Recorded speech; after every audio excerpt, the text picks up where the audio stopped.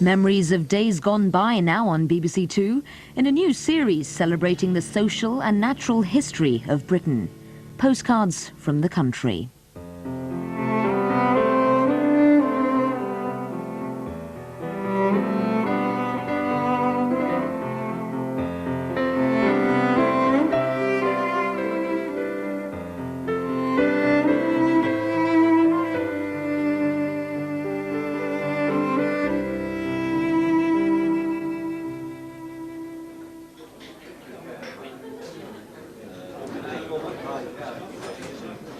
A country pub's a good place to write a postcard in, or write a postcard about, come to think of it. It's not often the focus of a community anymore, but a bit like a border post.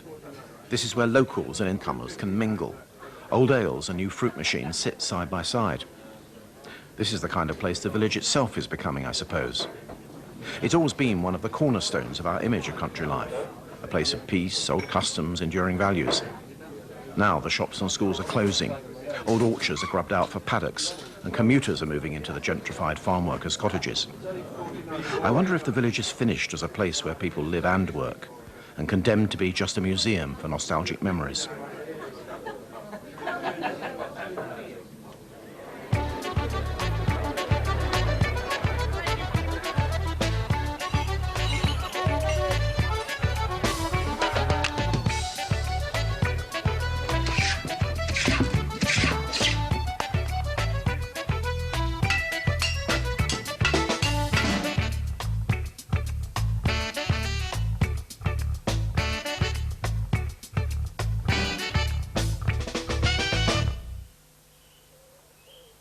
In the old days, the village was the centre of the universe.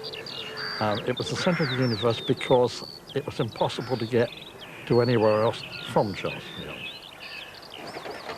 Now, the village at that time, it had its own pace of life. It was horses and carts and farm carts. It was a peaceful, quiet way of life. Old men would stop and talk over fences to other old men.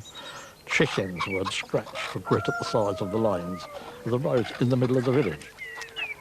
I cannot imagine I will ever live anywhere except in a village. My father was a country parson in Kent, my grandfather was as well, and I had the privilege later, many years later, of having my own parishes in Kent. The village itself had all the things that Kentish villages should have.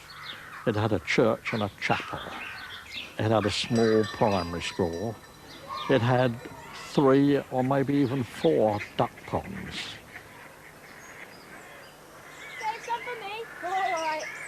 The village was a very friendly little community.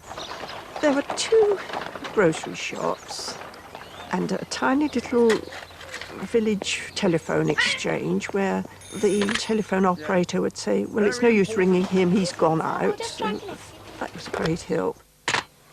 There was a saddlery which made saddles, harnesses, repaired shoes.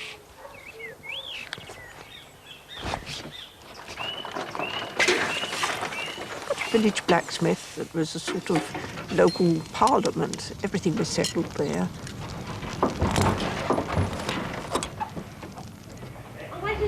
There was a village shop that was a wonderland. It was run by a man and his wife and an elderly woman assistant who all bickered non-stop all the time. The shop had all the old-fashioned groceries on one side when you went in. It had sides of bacon hanging up, it had cheeses everywhere. It had a bacon slicer that was in fact the pride of the owner. The village pub that no lady went into because it was very much spit and sawdust, you know, the spittoons on the floor. And on the bar in there, there was always pickled eggs. There always seemed to be 3 of them floating in vinegar. My brothers used to call them Faith, Hope and Charity because they reckoned that they'd been there for years. Once upon a time, the life of every village was tied up very much with the farming community and the prosperity of farming. People went hop picking and cherry picking and apple picking, and this money then generated further capital into the villages, and the villages were based on the farms. Village life wasn't just based on the farm. It was tangled up with the land itself, driven by its soils, seasons, harvests, and occasional disasters. The village was sharply aware of its boundaries too. Its ancestral road system of back lanes and field paths was an internal one, like a network of blood vessels, and only occasionally burrowed into the outside world. And round it circulated the lifeblood of the village, each crop in some way feeding the next. Apples on the table, sheep in the orchard, spent fruit and hops spread on the fields, hop poles cut from the woods, timber and Wealden clay building the houses. It was this self-sufficient cycle that gave each village its special character. Our village is in Kent. Being a Kentish man or a man of Kent depends which side of the Medway you were born. I'm a maid of Kent. That means I grew up on the right side of the Medway. I'm a man of Kent, all of whom think themselves just a tiny, tiny bit superior to the Kentish men. Kentish born and Kentish bred, strong in the arm and weak in the head. Kent is a garden often described as the Garden of England. For from its lush green fields and rich soil, centuries of harvests have found their way to London and markets all over the world. From earliest times, it has been renowned for its fruit and crops, immortalized in the words of Charles Dickens, "Kent, sir, everybody knows Kent. Apples, cherries, hops, and women." I've wondered about those Dickensian women, talked of as if they were just another local crop. But they were the ones who bore the brunt of the picking work, just as they have since farming began.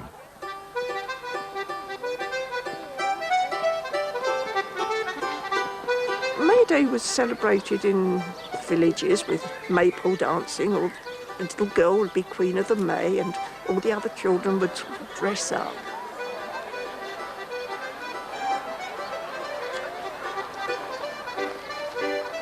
The May Queen was elected out of all the young ladies of the village. It was, if you like, a sort of a beauty contest, although not particularly so. The girl with the most personality could well have been the May Queen. The village was, in fact, essentially very much an agricultural setup. Everybody in the village appreciated the seasons. This was why the May celebrations took place. You have to wonder what is going on here. Fertility rites at the end of the 20th century. Women Morris dancers prancing into that ancient male ritual. On the surface, it looks like a bad case of self-inflicted theme parking. But celebrating Blossom Time does touch deep chords, even when just done for custom or nostalgia's sake. Flower power is a very old idea. This is some old family film of my father taking me as a baby into the orchard at Blossom Time. It's probably quite traditional in this area, and as a parent it's something that I've also chosen to do. The fragrance is so strong that it's overpowering, and it's something you just wouldn't want your children to miss. In those days, Kent really earned its name as the Garden of England because there were all the orchards, the apple orchards, the cherry orchards, and then you've got the hop fields. It was a beautiful, beautiful place.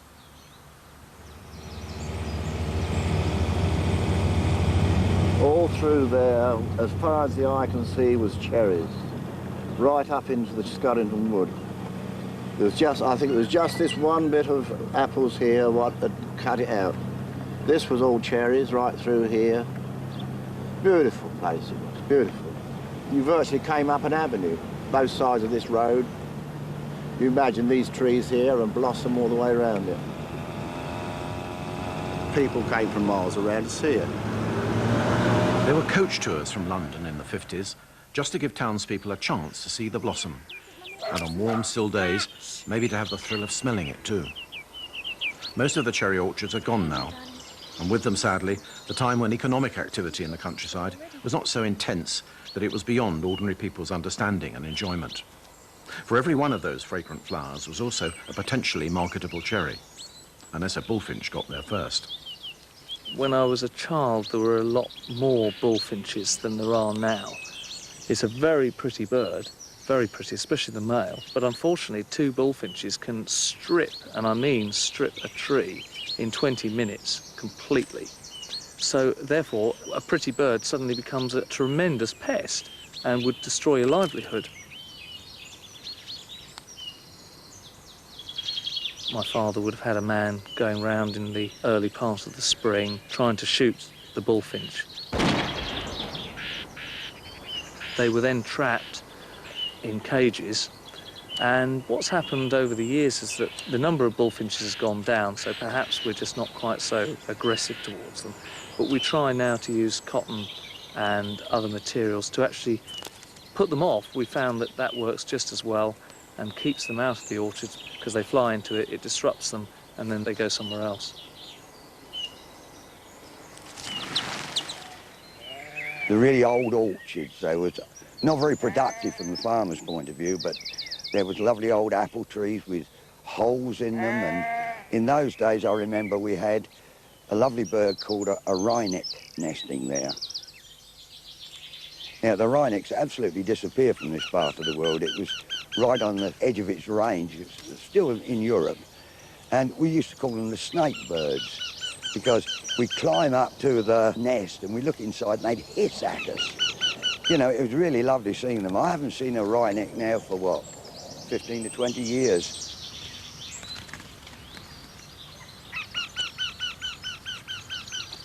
The loss of these old ragged orchards is a tragedy. They were often as rich in wildlife as woods, draped with mistletoe and lichen, carpeted with meadow flowers. And like the village ponds, they were paradises for children, who in those days had the freedom to discover natural history and something about their own natures in the tangled corners. If you had a jam jar and a piece of string, and brave enough to lean out over the old ash tree, you could go hunting monsters in that pond. Huge newts. They looked huge behind the glass. They looked like prehistoric monsters. Ponds were things to be fallen into, to be slid on in the winter until the ice started to break. It was always a challenge who would stay on the longest until the ice went. You would lay in the grass by ponds and look at the water boatmen and the tadpoles and the newts. And we played by ponds in the hour that it took us to get to school and the hour that it took us to get back. But children don't play in and around them anymore. The world is different now. People can't let their children play by ponds. These days, everybody goes and collects their children, so a great slice of childhood life has gone. Plus the fact the ponds are clinically clean. They're scraped out by bulldozers and there's not a living thing in them. A ripe, luscious landscape becoming more tame and condensed. Perhaps this is the way things are going in Kent. Wild things may be welcome, but only so long as they obey the garden rules. Colour. Colour attracts the birds. You won't see it while they're green, but when they colour up, you'll know where the birds are. They take the first pick. Mostly blackbirds and starlings. Starlings especially. They are vulgar beasts. But there are ways we try and combat that. My old grandfather, he used to get up about at the crack of dawn with an old shotgun under his arm, and he used to patrol the orchards and bang away at the birds. Cherries mattered to Kent. More than any other fruit, they were the county's special crop. In 1950, 15,000 tonnes were picked and sold. Today, the figure is down to 3,000 tonnes. Cherries have become a luxury product, just as the orchards are becoming marginal landscapes. I did climb up the trees, but as far as I was concerned, the birds always had the top ones. That's as far as I got. I was not a cherry picker, because to be a cherry picker, it's an art in itself.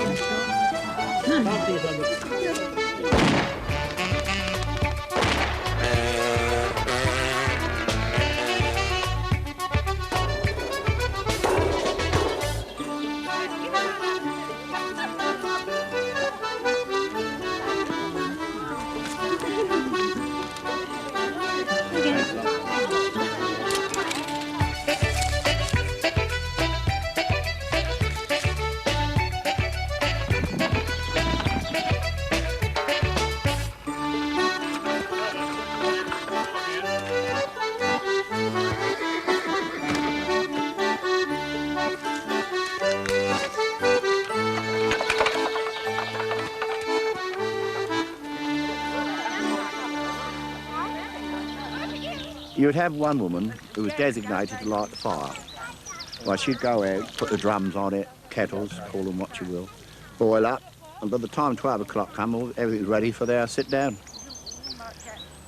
That was it.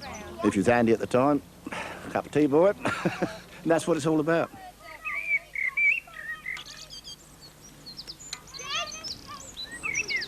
Living next to the most magnificent cherry orchard in Kent, of course we scrumped cherries until the day came when we got caught.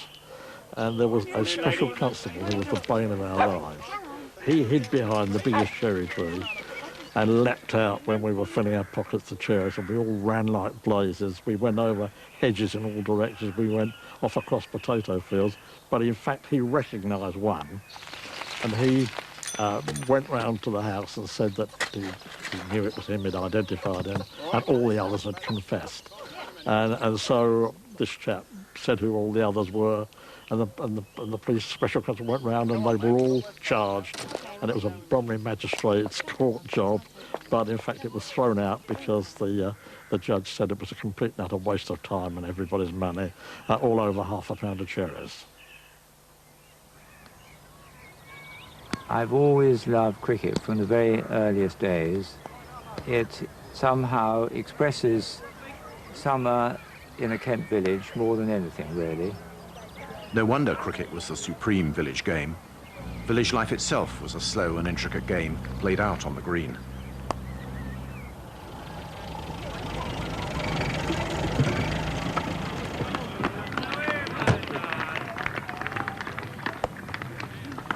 Good to see you. Nice to see you.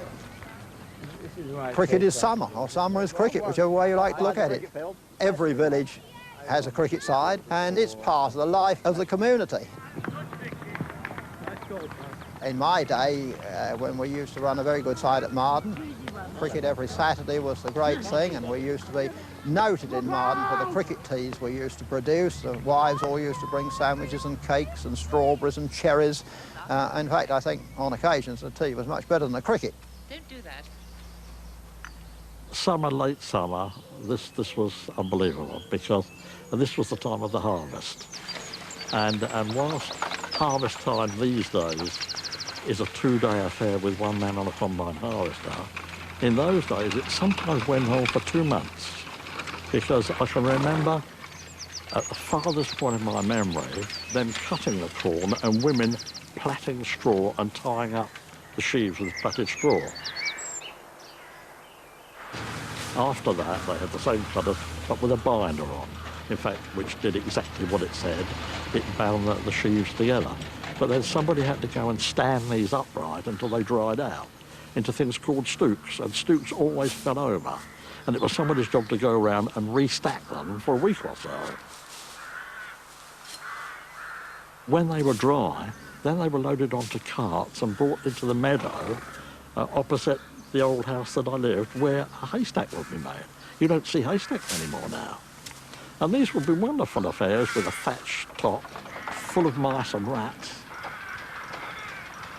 We, I suppose, really were wreckers when it came to haystacks, because I shudder when I think about it now, but we would actually tunnel into the bottom of a haystack and go in 8 or 9 feet and then go up in the centre of the haystack and come out at the top. And we would lay up the top there with the beano and the dandy and bottles of pop and watch the world going on. It was often difficult to draw a clear line between work and play in the countryside, even in the hardest days. For the East End families who came for the hop picking, it was the toughest work of the year, but also their annual holiday. The view was fantastic because, you know, we'd never seen sheep and cows before, and it was like another world to us, you know, out the window. Vast. It seemed no end to fields and edges, and you didn't know where it began and where it ended. It was, you know, like a jungle to us, really. But sticking your head out, you got full of soot smacks, you know, from the engine, tears running down here, all black faces. So by the time you got there, you was absolutely black.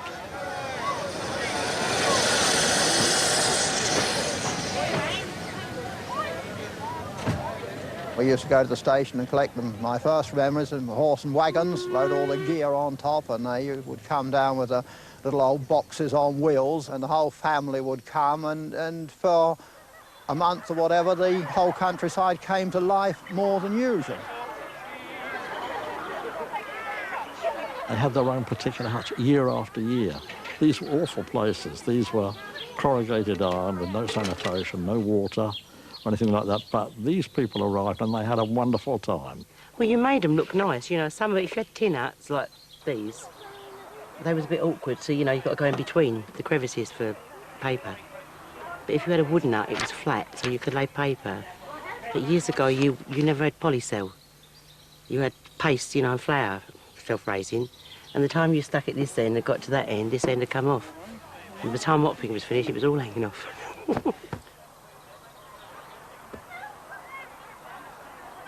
And then down farther, you'll find the cook-up, where you used to boil your kettles and your water and bake your dinner and, you know, in a pot. When the weather was fine, they used to have their campfires out in the evening, and the hop pickers always used to sing. They used to sing in the hop garden. They used to sing at night. And they always sang when they came back to the pubs, because I think they were afraid of the darkness, and they thought all the lions and tigers that were lurking behind the bushes would disappear when they sang. Well, they thought we sung going down the road because we were scared of the dark, but we used to sing because we used to annoy them. We liked to get them up out of their beds. They went to bed at 10, and we were still in the pub at 10, and we were just merry. We just used to like going home singing, fall in the ditch, and get up again and carry on. You know, but we was noisy and they were abed and they didn't like it. When I first come to Kent, it was, the villages were very to themselves. Londoners were not accepted. Villages are tight-knit places, and I think, like the village where I live, you had to live there about 50 years before they even recognised you was there. They hated us. They said we were lousy. They used to come and stare at us. If we went up the village, they used to mimic us and jibe and, you know, some threw stones until we hit them, and then they stopped. That was it. The local shops would all have wire netting across the counters so that the stuff didn't disappear faster than they could get it on the shelves. Not that they were all likely to do that, but they had the reputation of being so, and the country people didn't trust them, quite honestly. They used to put wire netting up 4 foot high above the counter so that you couldn't get your hand over it to pinch a bar of chocolate. But we did. There was ways and means. 9 times out of 10, in all the hop gardens or all the hop picking in Kent, it was always Mum that come down with the kids to give them an holiday, while Dad still worked at home to pay the rent. The earliest I can remember was when I was 5, just playing around the huts and playing, you know, in the field while they were picking. I can remember being pushed in the pram up and down the hills if I cried. Having things stuffed in your hand to keep you quiet, sucking, you know, bits of chocolate and things like that. It was a great idea that my mother had, that when hop picking came, that I and my younger brother should be dispatched into the hop garden to go hop picking. And this was a pretty good idea, really, but the man who was in charge of the hop garden was an ex-sergeant major from the army, and he seemed to think it was a very good thing to regiment the boss's sons and make an example of them wherever possible. And he used to delight in coming along and saying, "No, I'm not taking those, they're too dirty, I'll be back later." It was horrible to pick as a girl because your hands got stained, and if you went to eat a sandwich, it tasted in your mouth. It was vile. And it was one continuous pick, pick, pick, you know, and when you got back to the huts of a night, you just couldn't get the stuff off. The smell of the hop gardens was a smell of their own. You couldn't describe it. It was strong, pungent sort of thing, but it mingled with all the cooking that went on in the farm, you know, in the cook-huts. And you could smell the wood smoke, you know, that was beautiful. And it was just wonderful, you know, meadows, everything sort of mingled in. It was a wonderful smell, better than smoke in London anyway. It was a sad day when the first machines actually appeared. It was a very sad day because previous to machines coming in, there was a lot of talk about machines, and the general consensus of opinion was that machines would never ever take over hand picking. Unfortunately they did, and it was the end of an era. You do not get the East Enders coming down, so to me, personally, it's dead, buried and finished, I'm afraid. I think the hop industry as we used to know it is dead. unfortunately, because the commodity hops that were used to make lager and that are not worth growing anymore, really.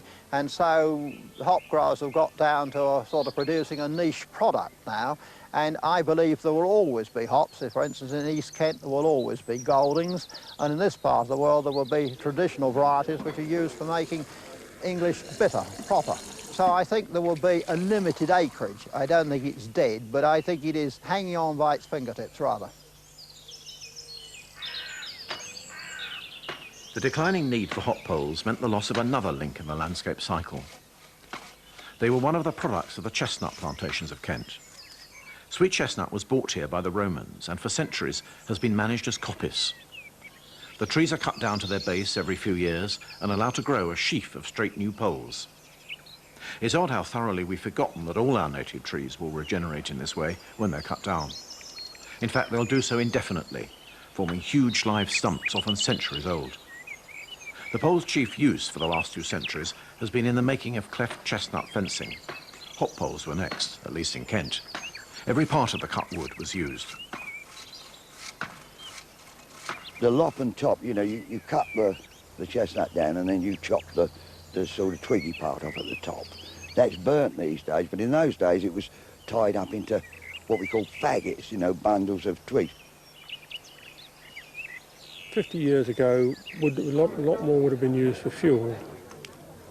And although I never really got into faggots myself, I know my father used to say that they used to make 8 different types of faggots. The only one I can remember was a baker's faggot that used to be 8 foot long and used to have one piece of wood that was 4 inches across in it. But the only ones I ever made were the faggots that we used to make with hop pickers, what we called hopper's brish.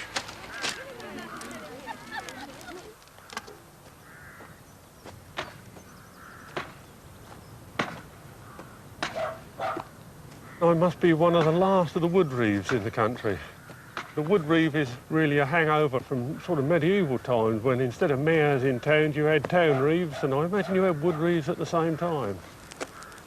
It's a name that's really carried on with the coppice trade, and it's really been the man who's in charge of the management of coppice of one sort and the other.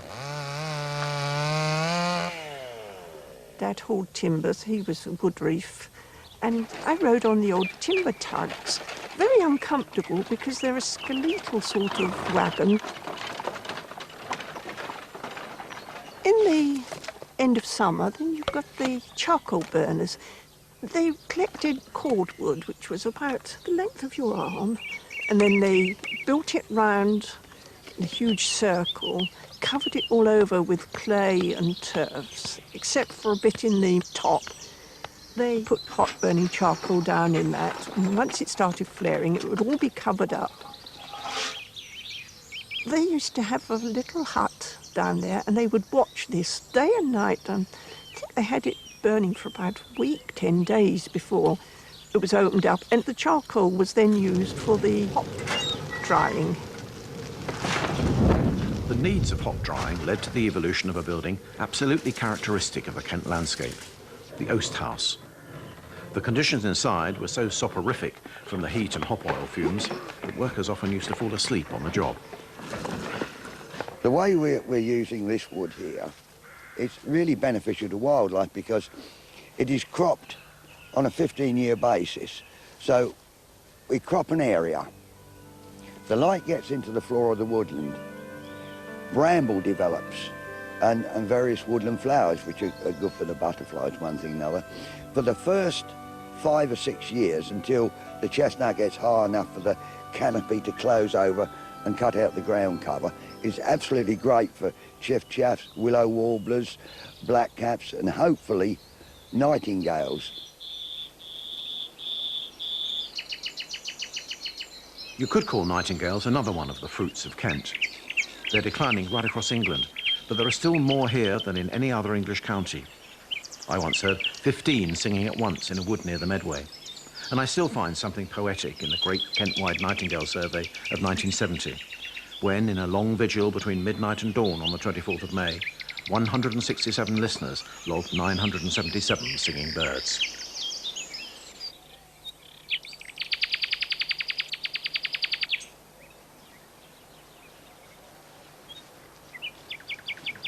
I've watched badgers when I was a teenager in a coppice woodland. I watched them up to around about the 1950s. And then I never went back to about 4 or 5 years ago. And I was doing some photography there, and the farmer who owned the land, I said, are the badgers still in this certain place? He said, well, I don't know about that, Teddy. He said, there's some big holes in the bank still there. So I went up there that night, and I sat down. Out came a couple of cubs, and then the boar and the sow. And I thought, after all that time, you know, they're still there. It was good to know that they were still there. The woods of Kent have suffered the least change of any of the county's habitats. The badger, another creature of the woodland night, is actually increasing. But for the orchards, as for so much else in the village landscape, it's a time of violent change. It appears that the very heart of Kent is being grubbed up. I think, in all honesty, the very heart of the hop-growing part of Kent is being grubbed up and is gone. But the fruit growing, it always appears worse than it is, and it isn't actually quite as bad. There is a lot of fruit come out, I agree, but a lot of it probably needed to come out. You cannot expect orchards to live forever. They're not a forest situation. They are a fruit crop. They happen to grow on trees, and they have a certain life, and when they come to the end of their life, they have to be grubbed out and burnt.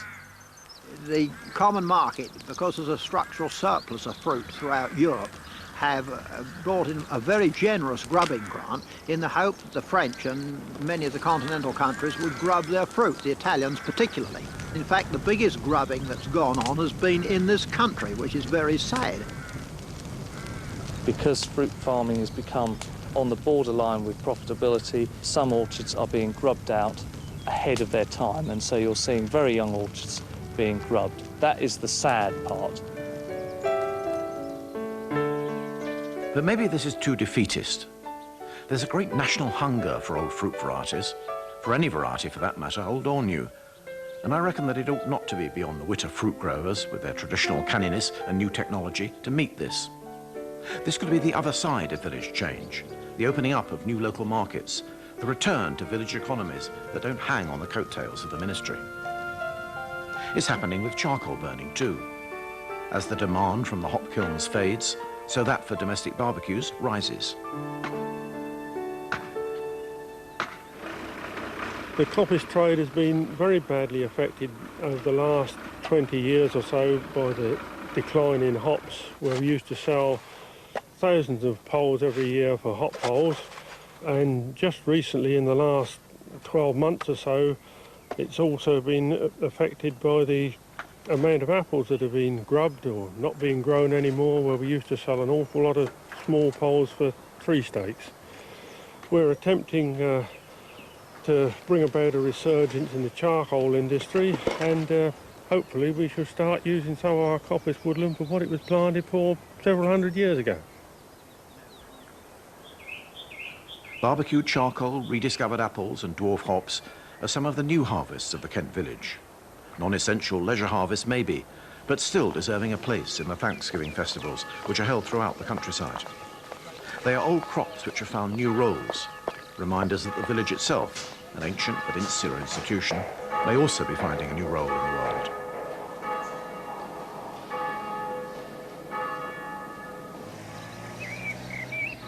I put down the change in time to when the first bus came to Chosford village. Up until that time, it had been one big bickering family, but happy nevertheless. But when the first bus came, it altered everything, because people then had the means of leaving the village. They met girls and married them from other villages, and they moved away. The buses meant that for the first time there was a way out of the village for the mass of ordinary people. But the new freedom of movement has been won at a price. The bubble of self-sufficiency has been burst. The village street is no longer a place for watching the world go by. It's a congested bottleneck on the way to somewhere else, and in Kent, quite likely part of the new gateway to the continent. The changing village could yet prove a source of new ideas about living and work, but for many of its older inhabitants, it's increasingly just a place of memories. I walked across a field called 18 acres, with two friends when I was about 14 or 15, and it was in 1943, and a Spitfire came over the top and did everybody called it a victory roll, and it did something to me. The backdrop of the waving corn, the blue of the sky, and this magnificent, beautiful machine doing this over the top, and I mentally resolved that I was going to do that. In 1963, I went over the top in a chipmunk, and it was a very nostalgic thing for me because I, for the sheer hell of it, did a big barrel roll over the top of 18 acres. And because the airplane was inverted, I looked up at the place where I used to live, and there was nothing there. It was, makes me get quite choked when I talk about this because everybody that I'd ever known or loved had all gone. The old, even the house that was in the house that I lived in was a new house. I could see the outline of the land, but there was nothing there. And every single person that I'd ever known had gone. And there was I showing off, showing everybody what I could do, and I was playing to an empty theatre. There was nothing. And I went back to Biggin Hill feeling very, very choked indeed, and I never, ever flew over there again. The sense of a world turned upside down, of irreversible changes in what was always thought to be changeless and timeless, is felt in every one of the places we visit in this series. From Shetland, adjusting to the oil boom, to Cornwall, wondering how to cope with its swelling tides of holidaymakers. That ancient tension between the local and the outsider is still at the heart of rural storytelling and mythology. Yet the countryside's destiny is surely as a vital, liberating inheritance for all of us, and its future may rest on whether it can absorb the new work and ideas arriving with the incomers.